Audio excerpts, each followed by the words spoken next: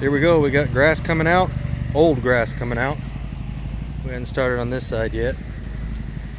We got sprinklers going in, and then come Monday we'll make this a quick video. Come Monday we've got new grass coming in for front and backyard. Just wanted to show you all a quick kind of what's going on, what would happen at your property if you had your grass coming out and sprinklers coming in.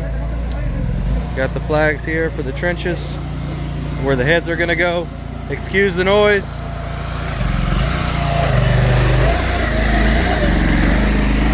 Pretty loud on these sites. Got the trenches out. Got the backyard already tilled and grass removed. I'm going to bring in new soils, and then we will follow that up with grass coming in Monday and sprinklers to run to keep that grass happy. Call us at 817-946-1805.